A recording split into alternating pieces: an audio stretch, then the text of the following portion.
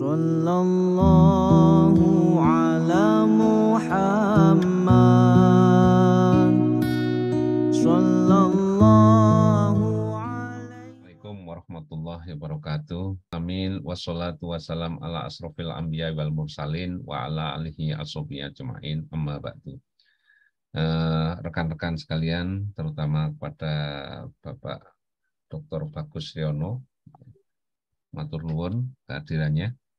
Dalam kajian subuh Kamis 29 Desember 22 Masehi atau tanggal 5 Jumatil Akhir 1444 Hijriah.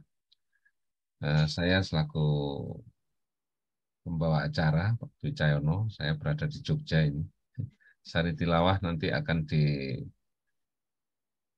oleh Ibu Lilis Sulistyo Ningati, yaitu dibacakan surat Al-Hajj atau surat 22 ayat 54 sampai 56.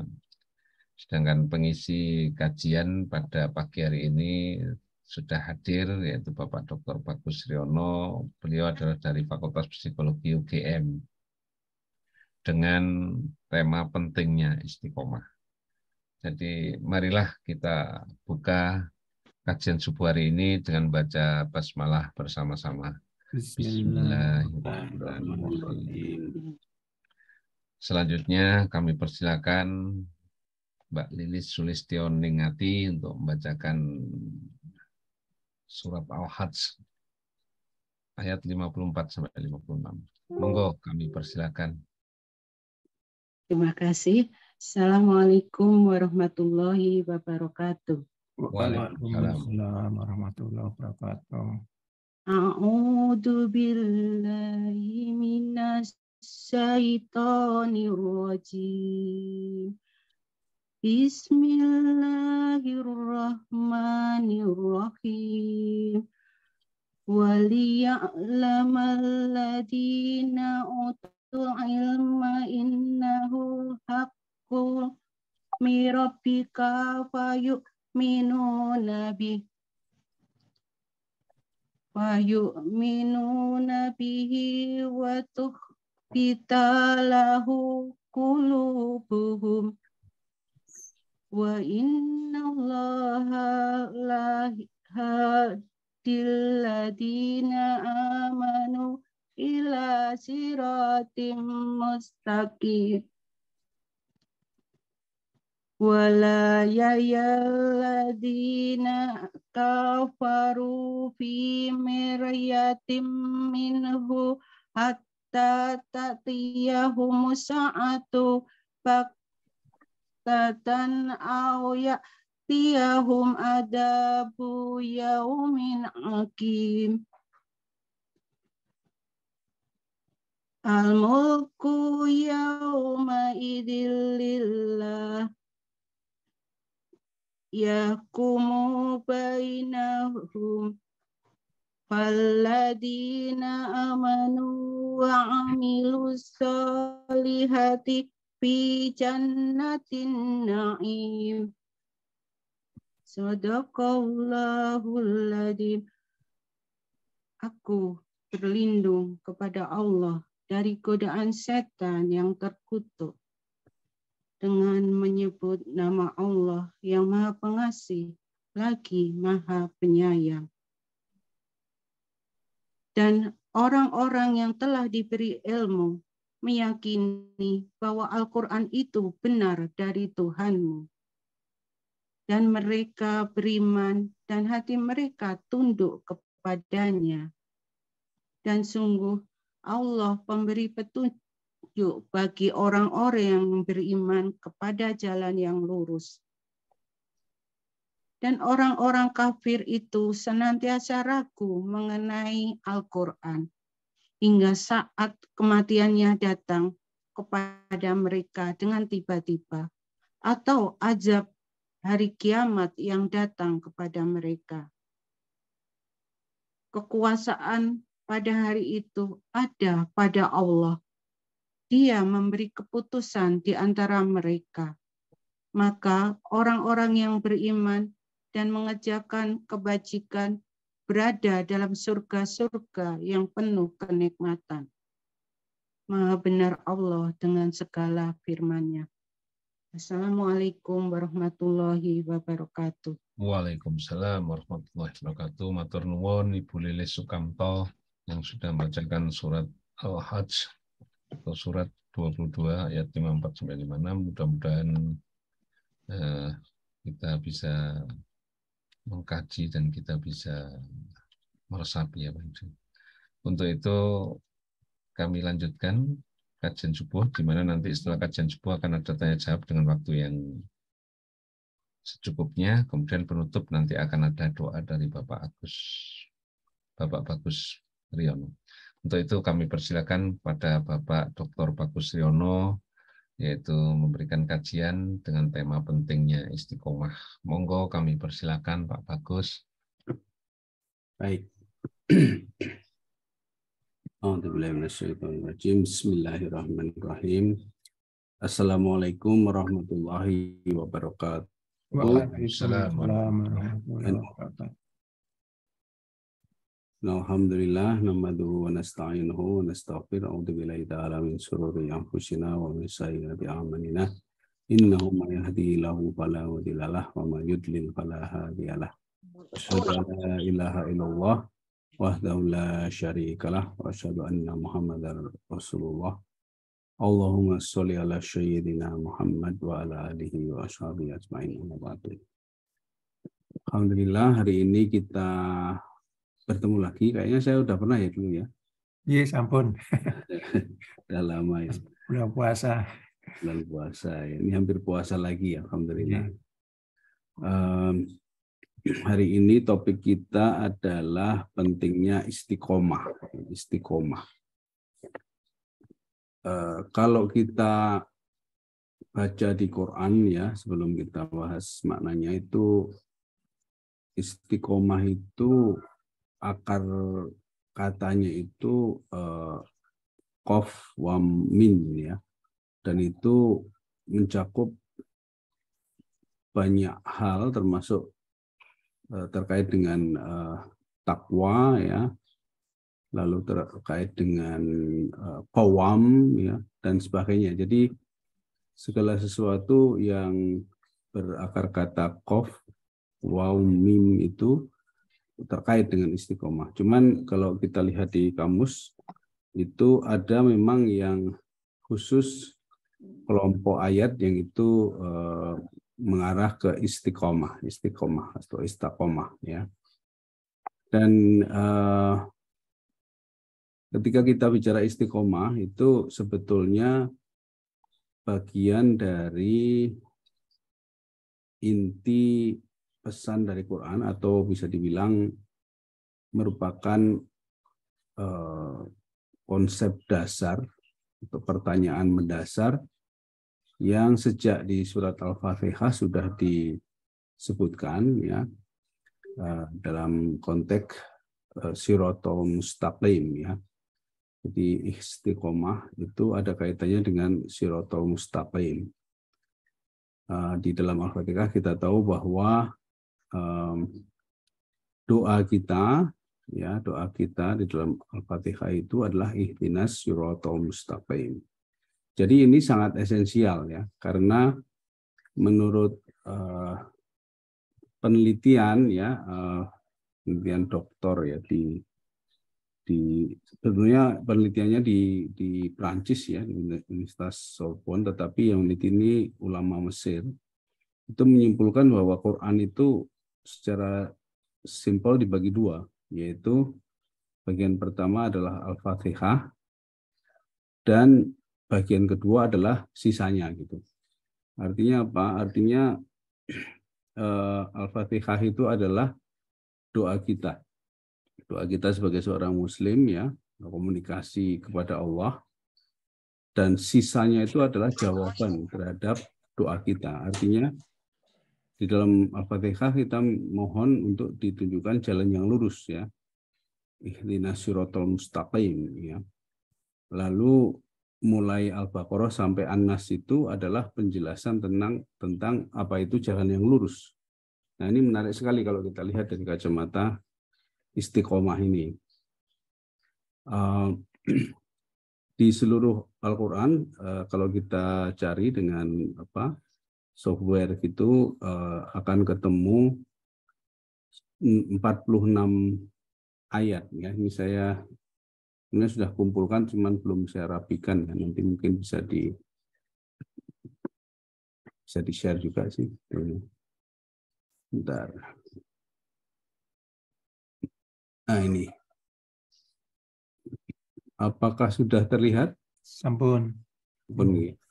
Jadi di dalam Quran itu ada 46 ayat. Ini yang khusus terkait dengan istiqomah ini ya. Jadi tidak termasuk yang qawam, yang qiyam, yang dan sebagainya, yang qaf itu. Ini hanya yang istiqomah saja itu 46 ayat. Dan ada satu ayat yang menyebutkannya 2 kali ya, sehingga ada 47 kali penyebutan. Jadi artinya kalau dibilang ini sebagai apa istilahnya esensi dari Islam itu, ini adalah salah satunya. Istiqomah itu adalah satu benang merah ya yang mengkaitkan, merajut ya ayat-ayat Quran ini dari sudut pandang kelurusan ya, sesuatu yang lurus dan tegak. Nah, itu istiqomah. Nah, sementara itu kalau kita selama ini dalam wacana bahasa Indonesia yaitu istiqomah itu lebih banyak dikaitkan dengan konsisten, persisten ya di dalam berusaha itu kita perlu istiqomah gitu. Nah, ini ternyata maknanya lebih dari sekedar itu ya, karena istiqomah itu sesuatu yang kita lakukan di atas jalan yang lurus ya. Jadi platformnya itu adalah jalan yang lurus ini. Dan jalan yang lurus ini ada 38 ayat. Jadi ini merupakan sesuatu yang lebih fundamental ya, yang itu nanti menjadi jalur istiqomah itu. Jadi kalau kita mau istiqomah itu ya harus di jalan yang lurus itu. Yang kalau kita mau konsisten yang harus di jalan yang lurus itu gitu. Dan ini dimulai dari Al-Fatihah ya. Jadi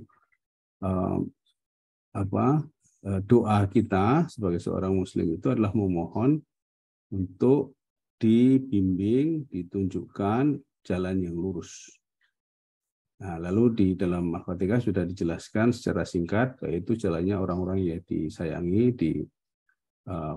dirahmati Allah, dan bukan jalannya orang yang sesat maupun yang zalim. Jadi ini klasifikasi besarnya itu adalah ada 3 ya. Jadi jalan yang lurus, lalu jalan yang sesat, dan jalan yang zalim ya. Kalau sesat itu kadang dimaknai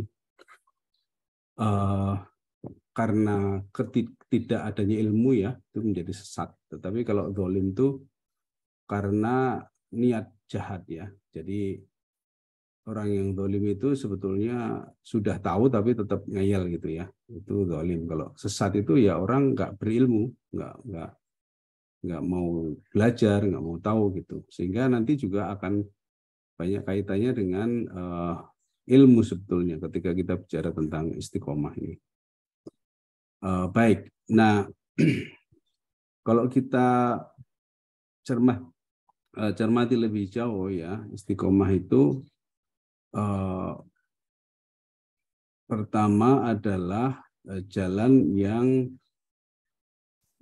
apa istilahnya itu yang jelas ya, yang lurus itu artinya yang jelas dan tidak belok-belok, tidak kesana kemari ya. Jadi lurus itu artinya langsung gitu ya. Kalau dalam bahasa kalau dalam konteks lalu lintas atau geometri, yaitu jalan yang lurus itu jalan yang paling singkat ya, jalan yang lurus itu jalan yang langsung, to the point ya, to the point gitu. Nah, ini juga penting dipahami. Jadi sebetulnya makna dari jalan yang lurus ini juga sesuatu yang sebetulnya mudah, harusnya mudah, karena ini yang paling singkat, jalan yang paling singkat, jalan lurus itu. Jalan yang to the point, yang tidak usah, kalau bahasa Jawanya itu nggak usah kakean reko gitu ya. Jadi pokoknya lurus, yang lurus to the point. Nah, di samping itu juga jalan yang lurus ini, kalau kita bayangkan ini suatu jalan tol gitu ya, maka dia pasti akan menghadapi banyak hambatan. Jadi kalau kita lihat jalan yang lurus, misalnya jalan kereta api itu kadang-kadang dia harus nembus gunung dulu ya, membuat terowongan dan sebagainya. Karena kalau nggak membuat terowongan itu dia harus belok ya, dan kalau belok itu jadi lebih jauh ya. Nah ini sekedar anu saja ya, metafora yang gampang saja. Karena apa? Karena kalau kita berpegang pada jalan yang lurus, ini nanti pasti akan banyak ujian, banyak hambatan. Ya, hambatan bisa dari diri sendiri, ya, bisa dari lingkungan, ya, dari kekuasaan maupun dari pendapat umum, ya. Jadi kadang-kadang kalau kita memilih jalan yang lurus ini, kita itu nggak umum gitu ya. Nah ini bedanya antara ajaran Islam dengan ilmu psikologi ya. Kalau psikologi itu kan yang dicari yang umum gimana gitu. Nah, ini harus kita pahami. Yang umum itu artinya yang banyak, yang mayoritas kemana itu? Itu yang dipahami atau itu doktrin dalam ilmu sosial konvensional ya, yang tidak Islam ya. Jadi cari jalan yang umum saja. Jadi ada istilah adaptasi ya, lalu ada istilah adjustment ya, menyesuaikan diri, toleransi dan sebagainya, itu kan yang umum sajalah, nggak usah macam-macam gitu ya. Nah, sementara jalan yang lurus ini kadang-kadang tidak umum. Artinya kadang-kadang kita menjadi minoritas ketika kita menembus jalan yang lurus ini dan menembus hambatan ya.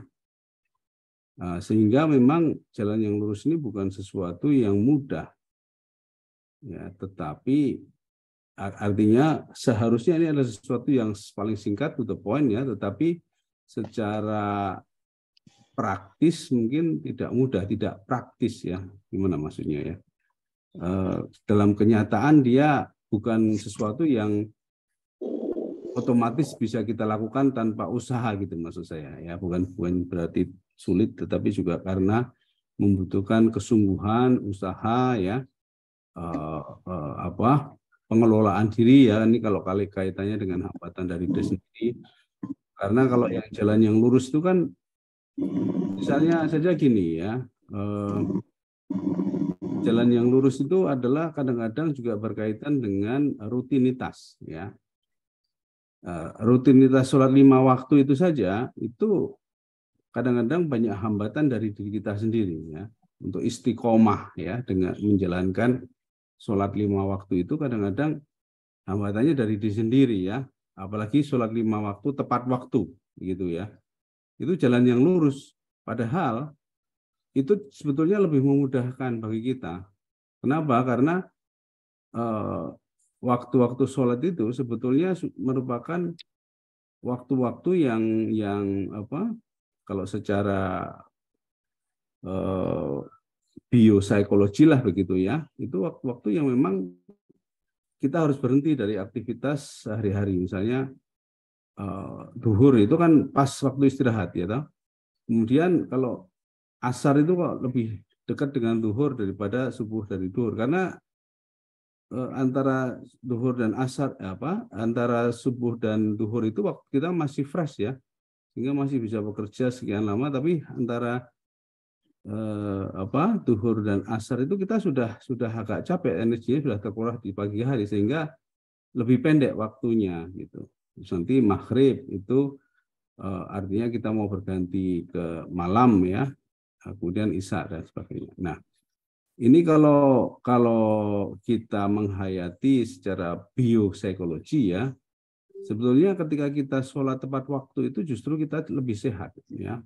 Karena kita belum sampai pusing, belum sampai kelelahan, sudah menenangkan diri ya. Dan ini harus kita rasakan, harus kita hayati ya. Saya juga merasakan ya waktu bekerja, waktu masih aktif sekali itu kan bekerja itu bisa sampai malam ya, dari pagi sampai malam itu. Tapi begitu kita menerapkan sholat tepat waktu itu rasa capeknya itu tertata. Jadi secara biopsikologi itu ritmenya itu terjaga. Nah ini sebagai contoh ya. Ini ilustrasi saja. Jadi antara jalan yang lurus dengan istiqomah dalam arti apa istilahnya itu konsisten ya, disiplin. Nah disiplin ya itu sangat erat sekali. Jadi orang itu kalau mau disiplin, orang yang disiplin itu adalah orang yang ada di jalan yang lurus gitu ya. Jalan yang lurus itu menuntut disiplin. Disiplin itu artinya tepat waktu ya, rutin dan sebagainya. Nah itu baru yang sholat 5 waktu. Belum yang nanti sholat tahajud misalnya. Ini banyak orang merasa, aduh capek ya, nggak bisa bangun tahajud. Dan itu memang tidak mudah dalam arti kalau kita nuruti hawa nafsu jadi tidak mudah. Tapi ternyata itu saya ada saudara yang rajin sholat tahajud itu usianya udah hampir 80 tahun itu masih seger. Masih seger. Jadi kalau malam itu selalu jam 9 itu sudah tidur ya, habis sisa ngaji jam 9 tidur, nanti sholat tahajud, nanti kerja sampai sore rutin gitu. Jadi rutinitas itu sesuatu yang alamiah sebetulnya ya. Istiqomah itu juga bisa berarti rutin dalam arti konsisten ya. Tapi kita kadang-kadang kan hawa nafsu kita kan lalu ada bosen ya, kemudian istilahnya itu malas ya. Nah itu yang membuat jadi berat. Jadi kalau kita malas rutin, malas disiplin itu justru jadi capek. Ya, nah, ini bisa dipraktikkan langsung nih.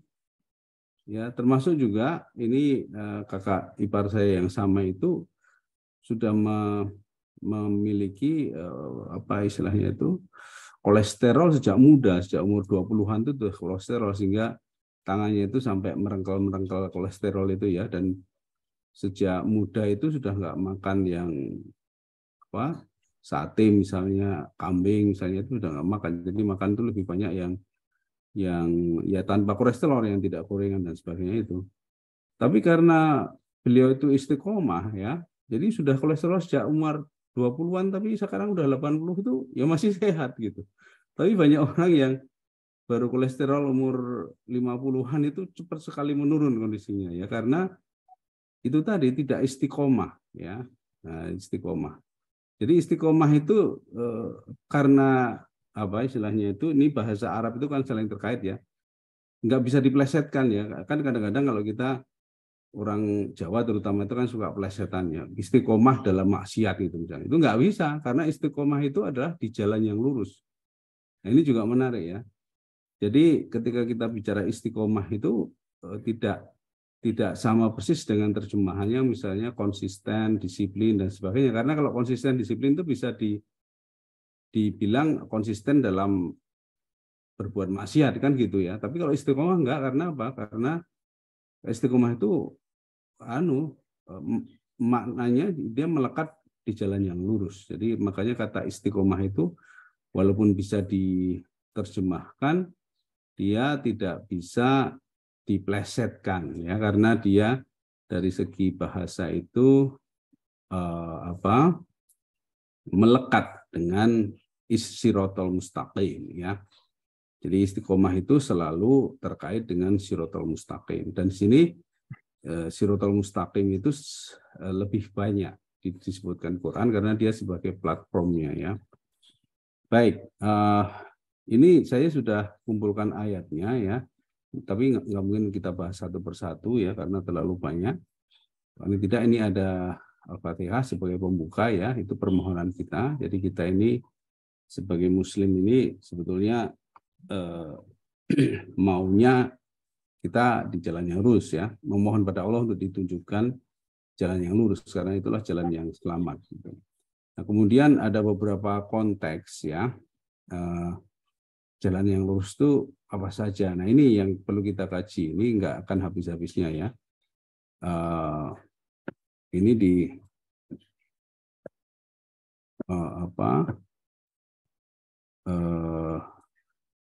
ayat lain ya, di Al-Baqarah dan seterusnya, itu juga disebutkan konteks-konteksnya. Dan ini saya hanya kutipkan ayat-ayat yang menyebut istiqomah itu, nanti harus dikaji. Ini kan misalnya ini ayat ini kan ada sebelumnya apa yang dimaksud itu. Bagi mereka yang menempuh jalan yang lurus itu kan ada keterangan di sebelumnya ya. Ini jadi nanti kalau kita mau ngaji lebih dalam, kita perlu juga membaca beberapa ayat sebelumnya yang masih terkait atau sesudahnya yang terkait juga ya. Nah kemudian ini juga dalam konteks lain, jadi kalau dalam terjemahan itu kadang-kadang menerjemahkannya itu beda-beda ya, jalan yang benar, jalan yang apa gitu ya, tidak semuanya jalan yang lurus, tapi artinya sebenarnya jalan yang lurus ya. Kalau bahasa Arabnya konsisten, dia selalu terkait dengan istiqomah itu.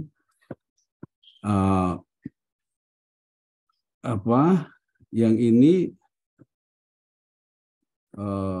terkait dengan apa istilahnya itu syariat ya. Syariat itu juga jalan yang lurus. Jadi kalau ada orang mengotak-atik agama ya, mengotak-atik syariat ya, itu sebetulnya sangat berbahaya. Itu artinya sudah mulai meninggalkan jalan yang lurus ya. Cuman ya artinya syariat itu juga ada ilmunya, nggak boleh kita interpretasikan semau kita gitu ya. Jadi orang sama-sama berpegang pada syariat tapi pakai interpretasi atau tafsirnya sendiri, ya itu juga harus hati-hati juga ya. Nah sekarang ini kan kita dihadapkan dengan politik yang itu lalu berusaha membelokkan kita dari jalan yang lurus. Nah disinilah maka kita perlu istiqomah tadi. Jadi sekali lagi istiqomah dengan Shiratal Mustaqim itu nggak bisa dipisahkan ya. Nah dan beberapa ayat itu menyatakan bahwa yang selamat itu hanya yang selamat itu hanya yang istiqomah gitu. Nah ini makanya menjadi sangat penting. Artinya ini bukan option ya. Istiqomah itu bukan option, tetapi dia adalah syarat ya kalau kita mau selamat. Ini ya. Jadi ini penting sekali untuk dipahami. Sekali lagi selamat di sini artinya selamat di akhirat ya. Tapi juga insya Allah kalau Allah menghendaki kita juga bisa selamat di dunia juga dalam arti jangka panjang ya. Karena apa? Karena kadang-kadang istilah selamat ini sering diplesetkan juga.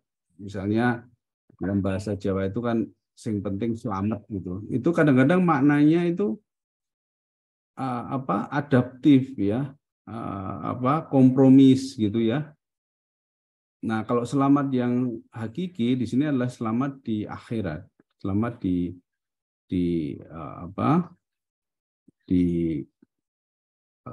akhirat ya. Artinya bukan selamat secara fisik atau secara temporer ya, tetapi selamat secara apa ini istilahnya ya, jiwa kita yang nantinya akan memasuki akhirat itu ya. Dalam perjalanannya kan dinamikanya cukup panjang ya, nanti ada alam kubur, ada apa istilahnya itu yaumul hisab dan sebagainya itu, yaitu semuanya itu selamatnya itu sampai ke sana semua gitu ya, sampai nanti di surga insya Allah ya. Nah makanya ini bukan sesuatu yang opsional ya, bukan sesuatu yang opsional. Jadi artinya bukan berarti kita harus stres dengan ini, tetapi ini harus menjadi idealisme kita, harus menjadi sesuatu yang selalu kita usahakan. Jadi jangan sampai kita kadang-kadang istiqomah, kadang-kadang tidak gitu ya. Atau istiqomahnya hanya untuk jangka waktu tertentu atau hanya untuk urusan tertentu saja istiqomah, tapi yang lain enggak. Ini juga akan berbahaya. Ya, jadi memang tidak ada orang yang sempurna ya, tetapi itu harus menjadi idealisme kita. Kita harus meningkatkan istiqomah ini.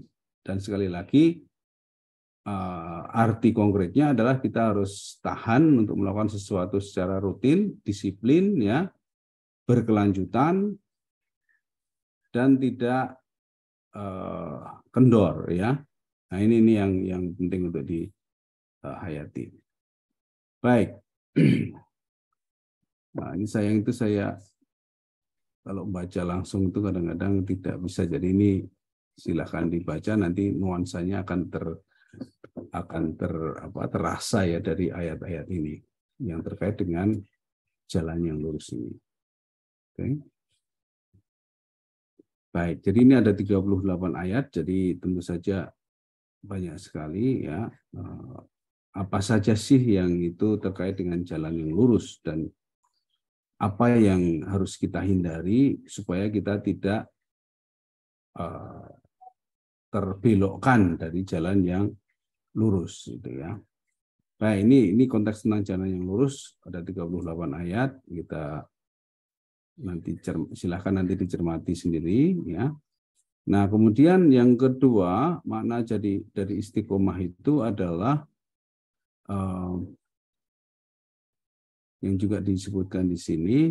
Bentar, maaf ini saya skip. Ya adalah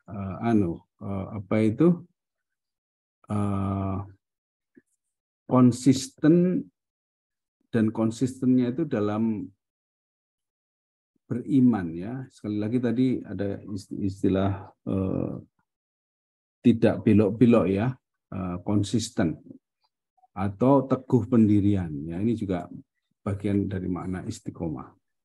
Jadi kita harus konsisten di jalan yang lurus dan kita harus punya pendirian yang teguh di jalan yang lurus tadi ya. Jadi tadi jalan yang lurus itu kan istilahnya platformnya ya, dan dari 38 ayat nanti dijelaskan apa saja, termasuk juga yang tadi saya sebutkan dalam bersyariat itu ya. Kemudian sikap itu juga, sikap istiqomah yang kita juga sering pahami secara umum itu juga ada di dalam Quran ini ya. Pertama ini adalah terkait dengan keimanan pada Allah ya. Jadi kalau kita mengatakan bahwa kita mengaku bahwa Tuhanku adalah Allah, Tuhan kami adalah Allah, kita harus istiqomah, jangan belok-belok ya, jangan sampai tergeser ya, karena itu makna Tuhan kami adalah Allah itu maknanya itu multidimensional ya. Jadi Tuhan di sini kan yang kita sembah, yang kita atribusikan ya atas segala sesuatu yang terjadi pada diri kita, yang kita turuti ya, perintah dan kita hindari larangannya dan seterusnya. Jadi ini istiqomah itu nanti adalah penerjemahan dari pengakuan kita bahwa kita mengaku Allah itu Tuhan kita. Itu nanti kita harus istiqomah. Jadi nggak bisa kita mengaku Allah Tuhan kita, tapi habis itu bahasa Jawanya itu selenco itu ya nanti ada akibatnya gitu ya. Tentu saja saya tidak bisa mengatakan pasti terus sesat ya, belum tentu, itu cuman belak-belok gitu ya. Nah, belak-belok itu juga ada risikonya karena kita tidak bisa ya memastikan apakah kita bisa selamat ya kalau kita tidak istiqomah gitu ya. Kalau kita belok-belok itu kan susah ya. Kita saksikan ya di masyarakat itu masalah, katakanlah masalah korupsi ya, itu luar biasa ya. Masalah korupsi itu luar biasa, manipulasi untuk kepentingan pribadi dan sebagainya. Padahal itu kan orang-orangnya itu juga orang Islam juga. Kadang-kadang kita kalau kita tahu ya perjalanan hidupnya itu dulu mungkin juga pejuang Islam dan sebagainya, tapi kalau di satu titik dia tiba-tiba belok itu. Nah inilah yang harus kita waspadai. Jadi walaupun kita maksudnya kita berada di jalan yang lurus ini atau istiqomah ini jangan hanya pada waktu kita susah saja, pada waktu kita masih muda saja, tapi sampai walaupun kita sudah jadi pejabat ya, jadi orang kaya, jadi tokoh masyarakat, tetap harus jalan yang lurus. Nah, itu yang namanya istiqomah itu ya. Jadi mengaku bahwa Allah itu Tuhanku itu harus diikuti dengan istiqomah.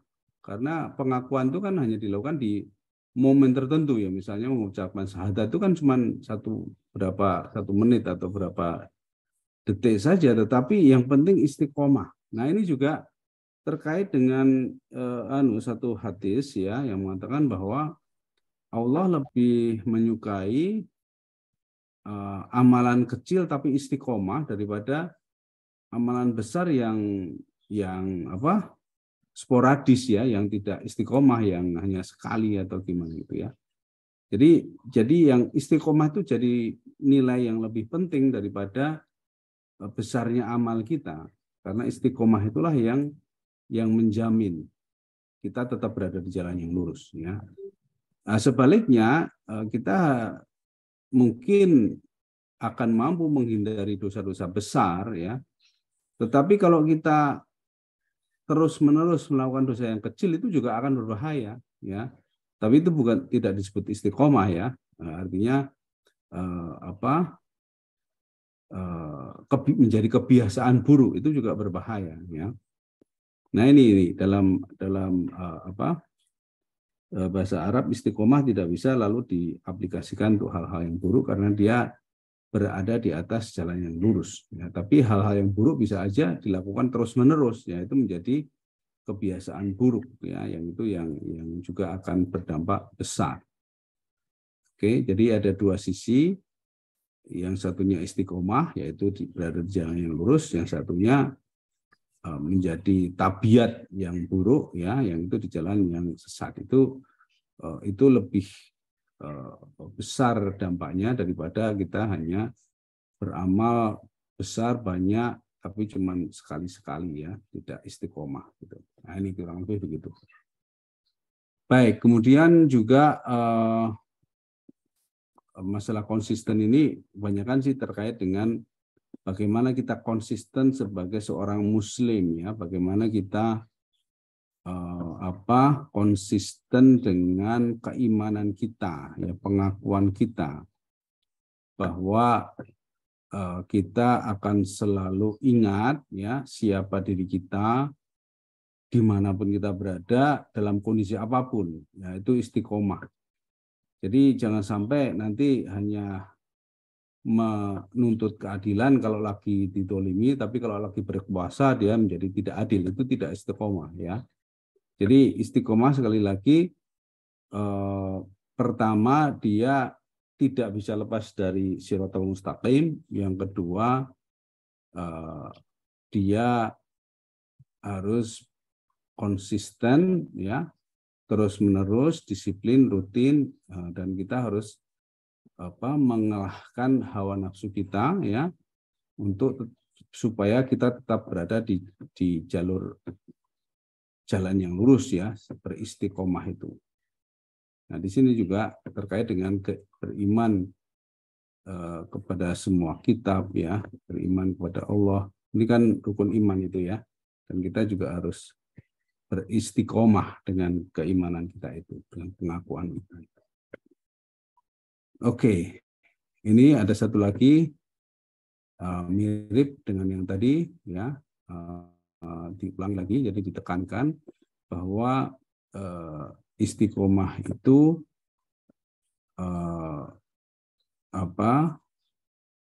utamanya adalah bagaimana kita konsisten ya, persisten dengan pengakuan kita terhadap Allah. Jadi syahadat itu menjadi syarat nomor 1 dalam rukun Islam ya, bukan berarti hanya diucapkan saja, tapi harus disertai dengan sikap yang istiqomah.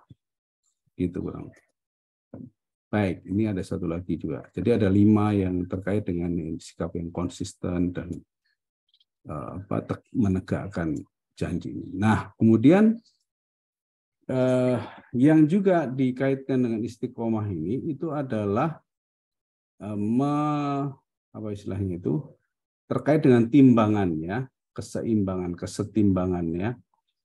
Jadi ada 2 ayat yang itu bicara tentang menimbang sesuatu. Jadi ini mungkin bisa dimetaforkan dalam perdagangan ya, dan ini juga ketika dilanggar ya, ketika mengurangi timbangan itu artinya tidak istiqomah ya, itu bisa menjadi dosa yang sangat besar ya. Ketika zaman siapa itu, Nabi Syuaib ya, itu mereka umatnya itu suka mengurangi timbangan ya. Nah, makanya di sini yang namanya timbang menimbang itu juga ada kaitannya dengan istiqomah, sehingga yang namanya keadilan yang biasanya kan yang lambangnya itu adalah timbangan, itu kan pengadilan ya, keadilan gitu ya, lambangnya kan timbangan ya.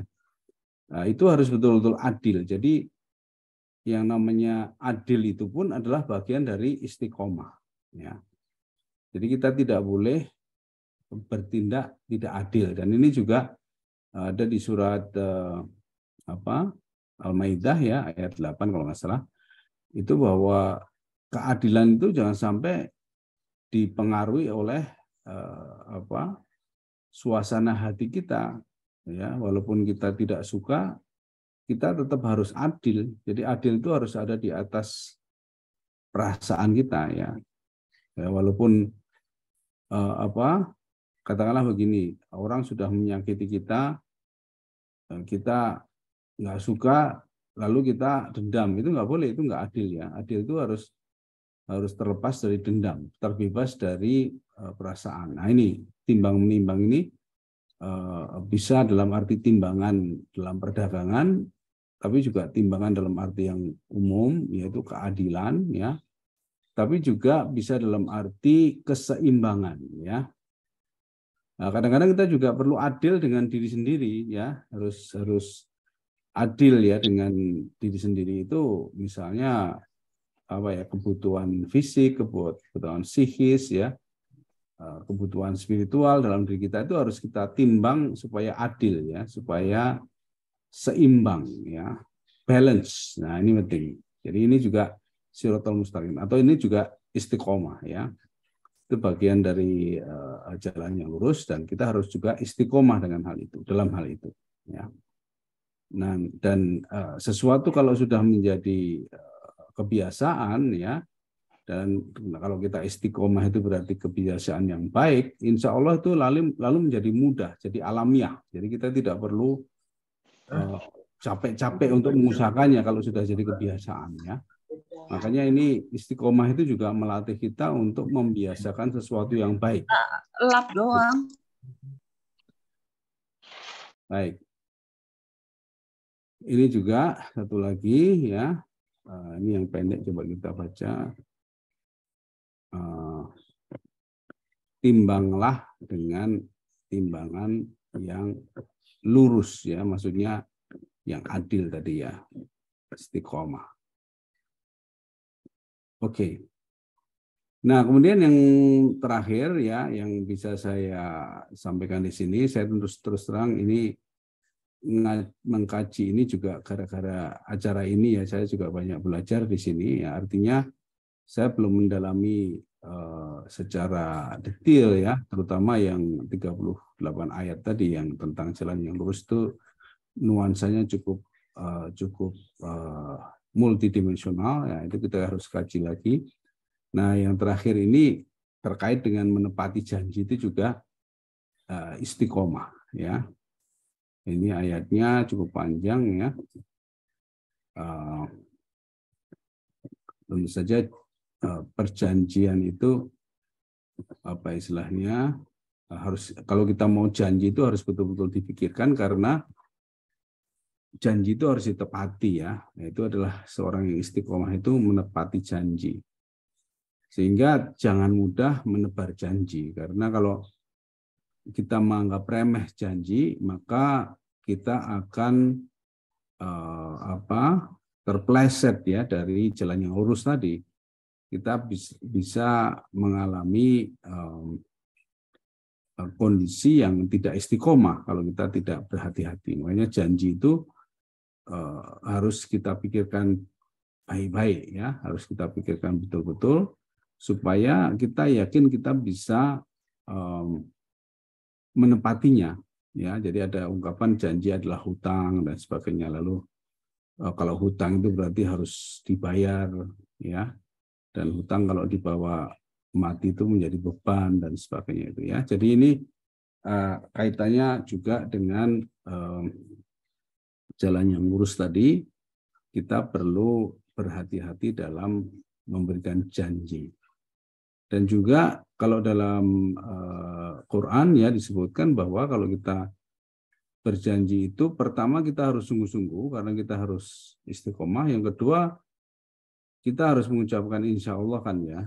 Insya Allah. Karena apa? Karena kadang-kadang juga walaupun kita sudah berusaha untuk menempatinya, tapi ada hal-hal tertentu yang kadang-kadang tidak di luar kekuasaan kita yang bisa membuat kita tidak bisa sepenuhnya menepati janji itu di waktu yang sudah kita sepakati, ya.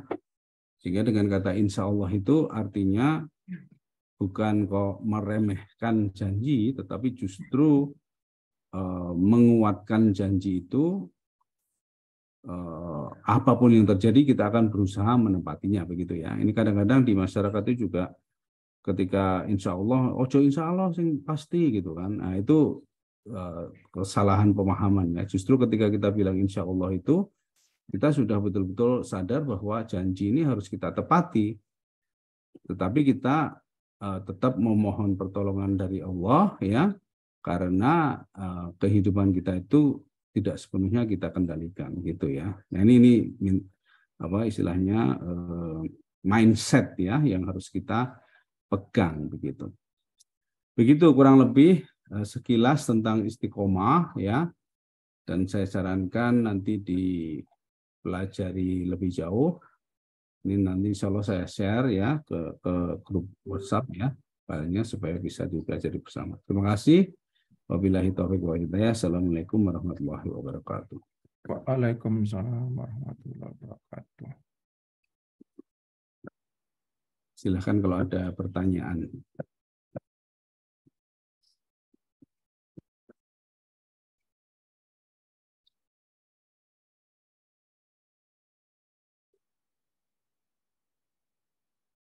Dwi? Pak Dwi? Ya, sudah. Oke, terima kasih kepada Bapak Bagus Riono, ya, sampai terkesima dengan istiqomah. Untuk itu kami lanjut saja dengan tanya jawab. Mungkin dari ada yang mau bertanya, dari karena saya lihat sudah 35 Pak Bagus partisipannya, alhamdulillah. Sebagaimana dikatakan Pak Hendri tadi, rata-rata 30 sampai 40. Monggo teman-teman yang mau bertanya, Pak Bagus Riono sudah siap. Assalamualaikum Mas Dwi. Ya, monggo Mbak Rafina, ya. Assalamualaikum Pak Ustadz Bagus. Waalaikumsalam warahmatullahi wabarakatuh. Hatur nuwun tausiahnya pagi ini. Yang ingin saya tanyakan adalah begini, misalnya kita berusaha untuk istiqomah dalam hal tertentu. Kemudian dalam situasi yang sedikit mendesak atau memaksa itu menyebabkan kita tidak istiqomah gitu, Ustadz. Jadi nanti kalau keadaan yang mendesak dan memaksa itu berlalu, nanti kita istiqomah lagi. Kemudian nanti kalau ada yang mendesak dan memaksa lagi, istiqomah lagi. Ini bagaimana ini Ustadz ini? Matur suwun sangat. Assalamualaikum warahmatullahi wabarakatuh. Waalaikumsalam warahmatullahi Warahmatullahi wabarakatuh. Ini mau langsung apa ada lagi? Langsung aja ya. Langsung aja. Monggo Pak Bagus. Jadi begini, tadi kan yang saya sampaikan tadi itu yang normatif ya, jadi sesuatu yang harusnya kita lakukan. Tapi di bagian akhir tadi saya sudah katakan bahwa tidak semua dalam kehidupan kita itu bisa kita kendalikan. Makanya ada insya Allahnya tadi ya, ada insya Allah. Bahkan puasa pun kalau ditanya kan, Anda puasa insya Allah kan gitu toh? Karena apa? Kadang-kadang ya kita nggak tahu ya, mungkin terus tiba-tiba sakit dan sebagainya kan bisa juga gitu. Tapi yang penting ketika kita mungkin belum sepenuhnya bisa melakukan apa yang kita niatkan atau kita janjikan, itu bukan berarti kita tidak istiqomah ya. Istiqomah itu kan selalu berada di atas jalan yang lurus ya. Dan jalan yang lurus itu dalam arti pertama niat kita lurus ya. Lalu usaha kita selalu ke arah jalan yang lurus gitu ya. Cuman hasil itu kan tidak di tangan kita. Hasil itu kan di tangan Allah ya. Makanya ini penting. Jadi antara istiqomah dan tawakal itu juga harus diintegrasikan begitu. Tapi jangan merasa bahwa saya kadang istiqomah, kadang tidak. Nah itu ketika tidak itu berarti kita tidak di jalan yang lurus itu. Berarti kita melakukan sesuatu yang melenceng dari jalan yang lurus. Jadi itu mungkin istilahnya agak kurang tepat. Makanya tadi saya sampaikan ya, kalau dalam bahasa Arab istiqomah itu nggak bisa diterjemahkan sebagai konsisten atau secara penuh ya. Mungkin yang dimaksud adalah kadang-kadang kita bisa konsisten, kadang-kadang tidak. Gitu. Tapi tetap harus istiqomah. Jadi jangan sampai kita mengatakan kadang istiqomah, kadang tidak. Itu maknanya agak berbeda ya. Dengan kadang-kadang kita bisa rutin, terus kadang-kadang tidak. Nah, itu kan beda ya. Istiqomah itu yang penting kita selalu ada di jalan yang lurus. Karena kalau kita tidak istiqomah itu artinya kita sudah mulai ingkar ya dari jalan yang lurus itu. Gitu. Jadi apa istilahnya kita harus bisa membedakan ya konteks yang ideal ya, yang normatif dengan realitas yang harus kita perjuangkan itu tadi ya. Dengan realitas yang kita harus hadapi dan harus kita sikapi dengan istiqomah juga gitu ya. Artinya orang itu kan selalu ada kelemahan, ada kesalahan, ada kelalaian gitu. Tapi kalau kita istiqomah itu begitu salah sadar lalu kita segera mengingatkan diri, segera bertobat dan sebagainya itu. Dan tobat itu juga bagian dari jalan yang lurus itu. Orang yang bertobat itu juga orang yang berada di jalan yang lurus. Jadi gitu Bu. Jadi dinamika itu tidak diingkari di sini, tetapi istiqomah itu juga tidak bisa ditinggalkan gitu. Karena istiqomah itu artinya kita menegakkan kebenaran ya, kita konsisten, keimanan kita tidak kita gadaikan gitu loh ya. Karena dalam keimanan itu juga ada dinamika kan. Jadi kita mengaku Tuhan kita Allah itu kan tidak kondisinya tidak akan selalu sama ya. Kadang kita diuji dengan musibah, diuji, tapi kita tetap harus mengaku Tuhan kita Allah gitu. Jadi bukan berarti kondisi itu terus jadi stagnan gitu atau tetap terus, itu enggak, itu dinamika. Makanya istiqomah itu ibarat tali ya, tali yang harus kita selalu pegangi walaupun kita kena angin, tapi kita tetap harus berpegang pada tali yang itu siratal mustaqim itu. Sehingga kena angin ke kiri kita akan segera ke kanan, ke angin ke kanan kita akan segera ke kiri karena kita berpegang pada tali yang kuat itu, ya. Yang itu yang namanya istiqomah. Tapi kalau tali itu kita lepas ya sudah, kita akan terjatuh, ya. Gitu. Jadi ibarat kan kadang-kadang ada itu pernyataan ibarat apa? Nah, berjalan di atas apa tali itu serambut di belah tujuh itu, ya. Itu artinya itu kehati-hatian. Jadi ini kan sekali lagi istiqomah itu kan ada qafnya itu kan terkait dengan takwa juga. Takwa itu kan kehati-hatian, ya. Qiyam, ya, itu menegakkan, ya. Qawam, ya, itu harus apa? Kuat, ya, harus tegak, teguh, ya, kuat melindungi atau dan sebagainya itu, ya. Jadi itu harus kita pahami secara dinamis juga. Jadi kita harus menghindari istilah yang itu bisa bermakna berbeda, ya. Gitu. Maksudnya jangan mengatakan kalau saya kadang-kadang istiqomah, kadang-kadang tidak.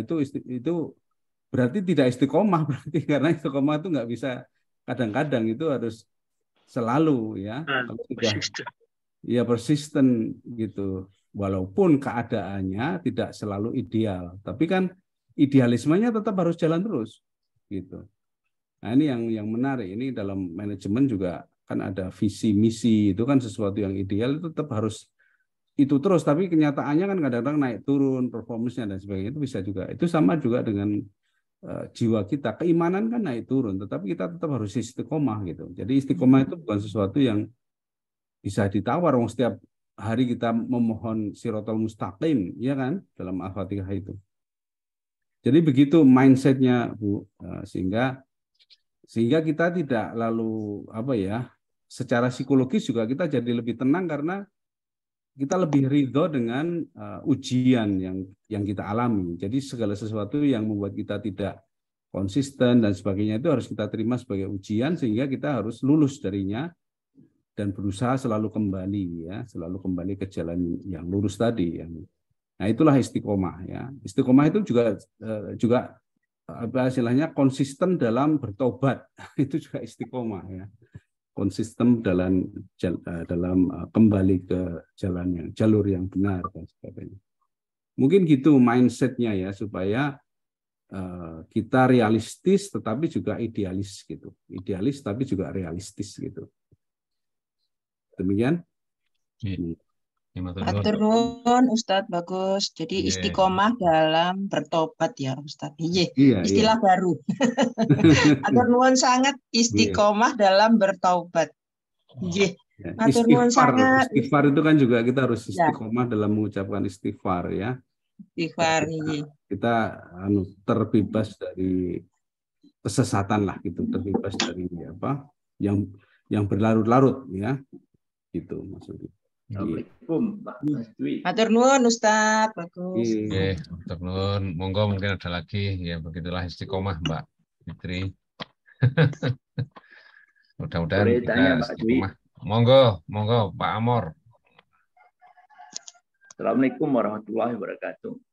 Waalaikumsalam. Terima kasih banyak Ustadz Bagus, pencerahannya luar biasa, karena istiqomah ini memang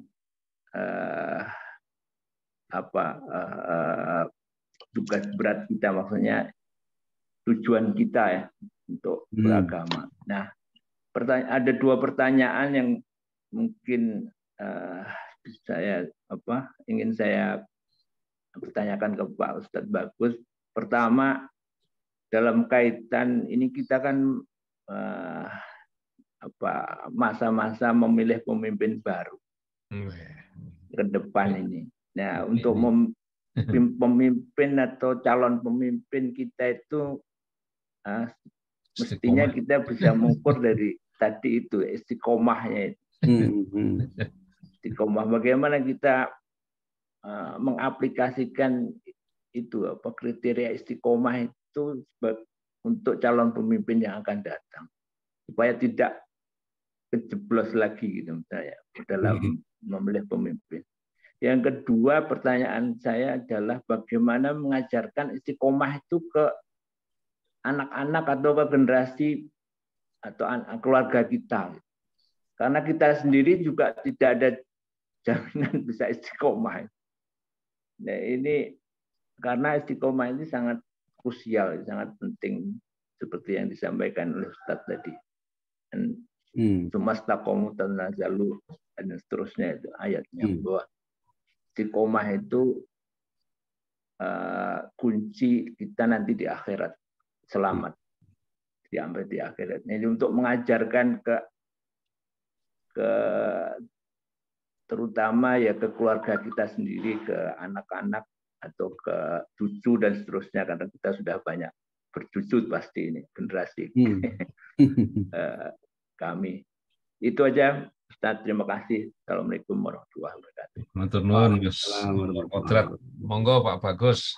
Baik, saya yang ingin saya tanggapi dulu adalah pernyataan kita sendiri kadang-kadang tidak istiqomah tadi. Nah, itu juga sudah mulai mindsetnya itu kurang tepat ya, karena istiqomah itu niat kita kok. Kalau kenyataan itu bukan, istiqomah itu bukan tentang kenyataan ya, tetapi tentang niat kita. Sehingga ya tidak ada, kadang-kadang tidak istiqomah itu harusnya kita hapus dalam benak kita, karena itu menjadi pintu masuk itu nanti setan ya, lalu menerima seolah-olah orang tidak istiqomah itu manusiawi misalnya gitu ya, itu keliru itu. Tapi kalau orang berbuat salah itu manusiawi benar, tapi kalau istiqomah itu harus ada di tataran ideal ya. Sehingga ketika kita mendidik anak kita itu juga harus ada sabarnya juga, makanya kan harus sabar dan istiqomah ya. Artinya istiqomah itu bukan sesuatu yang ajaib gitu ya, terus orang yang istiqomah itu nggak pernah berbuat salah, itu bukan begitu ya. Ini harus kita luruskan lagi, karena istiqomah itu ada di tataran niat ya, tataran idealisme, sementara kesalahan, lupa ya, lalai dan sebagainya itu di tataran realitas ya. Sehingga hal-hal yang itu kita istilahnya kesalahan-kesalahan dan kelalaian kita itu justru harus diselamatkan dengan sikap istiqomah itu. Artinya harus segera kita sadari dan kembali. Misalnya kita mendidik anak itu kan caranya melatih istiqomah yang paling gampang adalah melatih disiplin dulu ya. Disiplin itu kan bagian dari istiqomah ya. Sehingga anak itu dibuat disiplin, rutinitasnya itu dibentuk begitu ya. Bisa ya misalnya dengan sholatnya. Sholat itu kan tidak selalu bisa lancar itu. Makanya harus didukung dengan sabar ya. Jadi misalnya anak disuruh sholat, kadang langsung geregah berangkat sholat, kadang malas-malasan dan sebagainya. Tapi bukan berarti itu tidak istiqomah. Ya kita tetap harus selalu mengajak anak kita sholat. Ya, mengajak sholat berjamaah itu tidak selalu berhasil. Ya, tetapi kita harus istiqomah gitu loh. Istiqomah itu jalan yang lurus tadi loh. Kita tidak boleh lepas dari istiqomah itu. Jadi kalau kita kadang-kadang salah itu bukan berarti kita tidak istiqomah. Kita ya memang ada kelemahan ya, makanya kita harus segera beristighfar lalu kembali ya. Anak juga begitu, jadi kita mendidik anak itu harus istiqomah supaya anaknya juga bisa belajar tentang istiqomah itu. Artinya begini, harus jalannya itu harus jangan belok-belok. Misalnya sekarang kita mendidik anaknya gitu supaya rajin belajar, tapi besoknya kita mendidik anak, kamu nanti harus banyak cari uang. Nah, itu kan berarti kita tidak mendidikkan istiqomah. Kalau uang dengan belajar itu harus ada strukturnya. Jadi bukan berarti nggak boleh cari uang ya, tetapi harus ada kaitannya dengan belajar mencari ilmu itu. Jadi ilmu itu lebih utama daripada harta kan gitu. Tetapi bukan berarti harta tidak perlu, cuman yang ditekankan harus ilmunya dulu. Karena harta itu nanti akan mengikuti, misalnya begitu ya. Jadi ketika kita mendidik anak itu jangan terus, sekarang trennya begini, jadi lalu mudiknya beda, enggak begitu. Istiqomah. Anak itu selalu harus dididik tentang ilmu, tentang akhlak, apapun zamannya gitu. Ya itu nanti penerapannya bisa dalam konteks-konteks Misalnya kalau sekarang mungkin teknologi, tapi tetap ilmunya, bukan apanya ya, bukan hanya barangnya atau konkretnya atau kulitnya ya. Karena saat ini dengan merebaknya teknologi ini kadang kita lupa bahwa di balik teknologi itu harus ada ilmunya ya, sehingga banyak anak-anak itu yang apa ya, tersesat di dunia sosial media maupun di dunia teknologi informasi dan sebagainya ini. Nah ini, jadi dalam situasi apapun yang kita ajarkan itu prinsipnya harus sama, yaitu iman, akhlak mulia, ilmu. Itu prinsipnya, itu yang harus kita lakukan secara istiqomah ya. Nah konteksnya nanti disesuaikan. Dan insya Allah anak itu akan menangkap ya, artinya ya dia akan bisa menerima ya ketika bapaknya atau ibunya itu kadang-kadang berbuat salah, kadang-kadang marah gitu. Tapi kita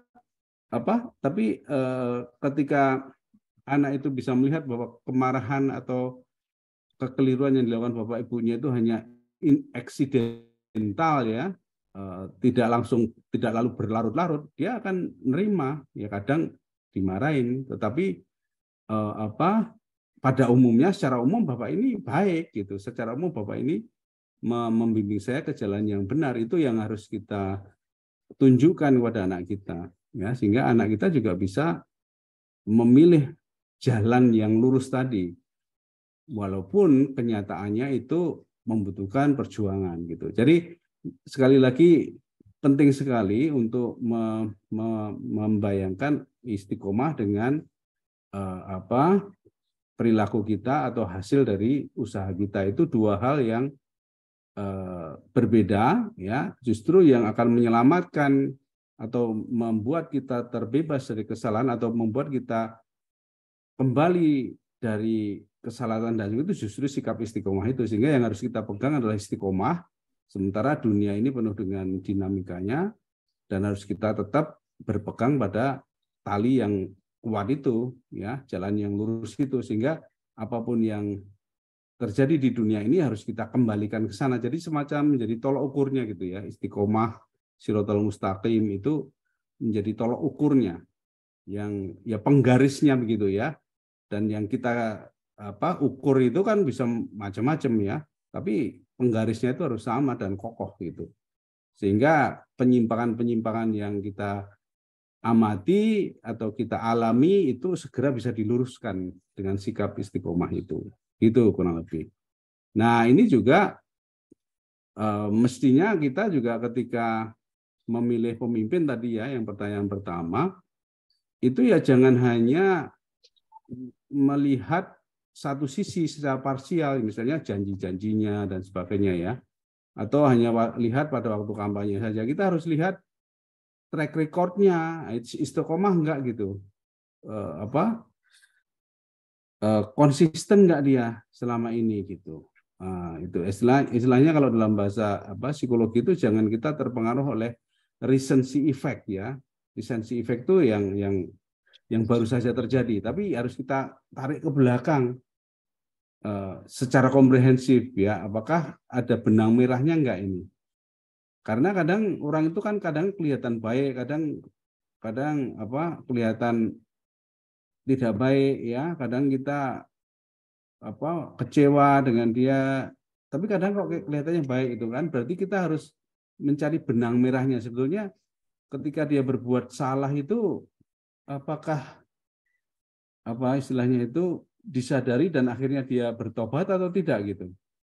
Dan ketika dia berbuat baik itu apakah itu tulus atau itu hanya pengen mengambil hati rakyatnya misalnya gitu ya. Jadi itu yang harus kita kembangkan. Makanya juga perlu ilmu ya, antara artinya mengkaji apa sesuatu yang dibalik yang dilakukan atau yang dikatakan gitu. Jadi kalau tidak konsisten antara apa yang dikatakan dengan apa yang dilakukan atau apa yang disampaikan dengan niat yang sesungguhnya ya, atau maksud yang disampaikan dengan maksud sesungguhnya kok tidak konsisten ya, berarti tidak istiqomah ya. Yang bagaimana kita tahu maksud sesungguhnya ya, itu nanti pelaksanaannya Pelaksanaannya bagaimana ya? Nah, contoh yang paling jelas ya kan, dan ini juga sudah menjadi kasus ya, itu kan ada menteri itu kalau pidato selalu dia bilang anti korupsi, kalau pengen anti korupsi itu anaknya di apa istilahnya itu bapak ibunya harus dibilang, nanti kalau korupsi itu mempermalukan bapak ibu. Jadi ngomongnya gitu, tapi begitu menjabat dia korupsi malahan. Itu kan tidak istiqomah, berarti tidak konsisten antara apa yang disampaikan dengan apa yang dilakukan. Nah, gitu. Jadi hal semacam itu yang mungkin bisa kita amati dari jauh ya, bagaimana dia bersikap terhadap isu-isu ya yang itu apa istilahnya itu esensial ya, hakiki ya, disitulah kita bisa melihat dia istiqomah atau tidak. Gitu. Makasih koreksinya, Ustaz. Jadi betul. Jadi saya baru clear bahwa istiqomah itu dalam tataran idealisme. Jadi bahwa perbuatan amalan kita kadang-kadang berdosa atau apa, salah atau tidak, itu adalah beda. Alhamdulillah. Ya, makasih Ustaz. Matur nuwun Mas Amor. Ya, kita ingat pesan Bapak Profesor Dr. B.J. Habibie almarhum nih, selain menguasai iptek, kita harus menguasai imtak. Jadi iptek itu ada sejajar dengan imtak, itu bagus sekali zaman Pak Habibie almarhum. Ya mudah-mudahan kita bisa menguasai, karena sekarang ini era iptek, tapi imtaknya juga jangan dilupakan. Itu. Monggo, ini gimana Mas Hendri, masih kuno, mungkin satu lagi pertanyaan? Mungkin Pak Bagus masih bisa, biasanya kita sampai 6:30 Pak Bagus. Iya, masih kurang 10 menit. Ya, monggo kalau ada satu pertanyaan lagi dari teman-teman. Boleh kalau nggak ada. Pertanyaan saya sederhana aja Pak Ustadz. Singkat saja. Manusia itu kan punya naluri ya. Naluri itu kecenderungannya ke istiqomah apa enggak ya? Naluri ya. Jadi kan manusia itu punya naluri tapi juga punya nurani. Nah, ini yang kadang-kadang suka dilupakan ya. Naluri dan nurani ya. Kalau naluri itu insting ya. Nurani itu akal sehat ya. Nurani itu nur, cahaya ya. Nah, dua-duanya itu alamiah ya. Dan dua-duanya harusnya tidak terpisah ya. Artinya apa? Naluri itu fungsinya adalah untuk survival ya. Jadi naluri itu dikaruniakan kepada manusia supaya manusia itu punya survival instinct ya. Naluri itu untuk survival. Tapi kalau orang hanya mendasarkan naluri saja tanpa dibimbing nurani, maka dia jadi aneh ya, karena ya contohnya aja ya, saya kasih contoh yang konkret ya. Orang yang koruptor itu kadang-kadang dia alasannya apa itu? Kebutuhan gitu. Alasannya gaji saya kecil jadi saya butuh lebih banyak. Itu kan dulu pernah ada kasus di awal-awal reformasi itu ya, siapa dosen UI yang jadi KPU itu siapa namanya itu waktu ditangkap korupsi itu dia menulis surat, dan itu suratnya terbaca oleh wartawan lalu dimuat di Republika. Dia bilang, tapi saya kan ya wajar ya, kita butuh dana untuk kuliah anak-anak dan sebagainya. Itu artinya dia hanya berpikir survival tapi sudah melampaui batas ya. Ya betul, semua orang butuh biaya untuk hidup, butuh biaya untuk sekolah anak-anak, itu betul. Tetapi kalau terus korupsi kan melampaui batas itu. Itu artinya dia menggunakan alasan naluriah di tempat yang tidak tepat ya. Naluri itu misalnya gini, ada orang membunuh gitu. Tapi ternyata setelah dipelajari dia dalam keadaan akan dibunuh, sehingga dia secara naluriah membela diri, akhirnya dia justru yang membunuh calon pembunuhnya. Itu naluri itu untuk survival, itu terjadi dalam keadaan perang dan sebagainya, tapi juga terjadi dalam misalnya dalam keadaan perampokan dan sebagainya, itu naluri ya. Tetapi kalau Verdi Sambo misalnya bilang ini naluri saya sebagai suami melindungi istri membunuh, ya itu sudah berlebihan. Nah itu ya artinya sudah tidak masuk akal lagi. Belum cross and check.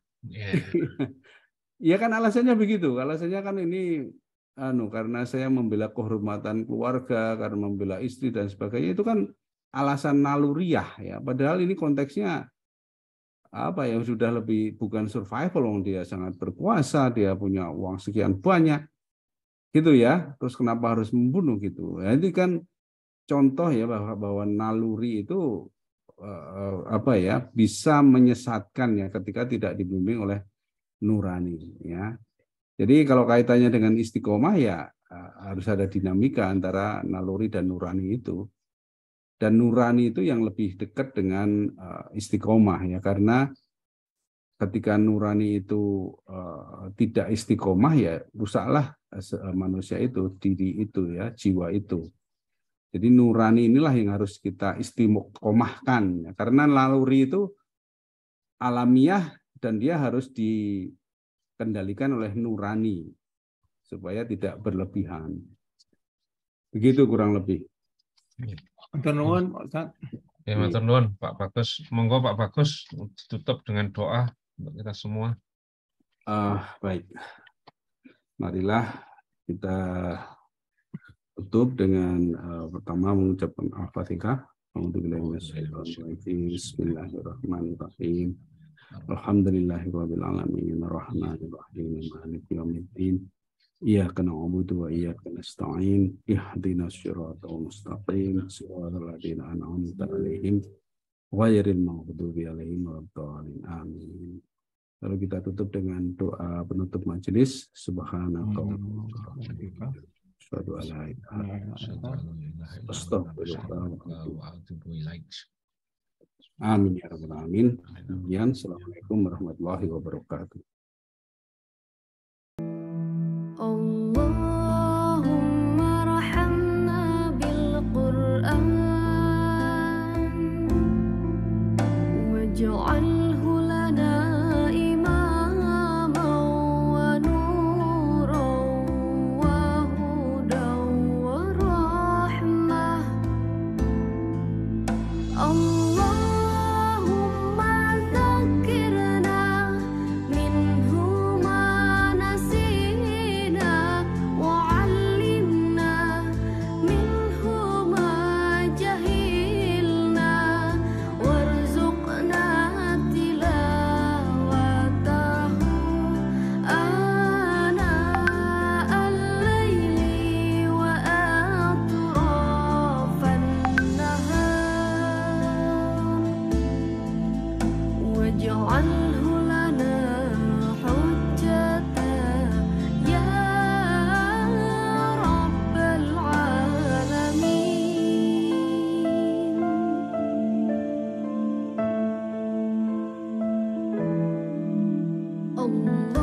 Allahumma rahamna bil Qur'an waj'alhu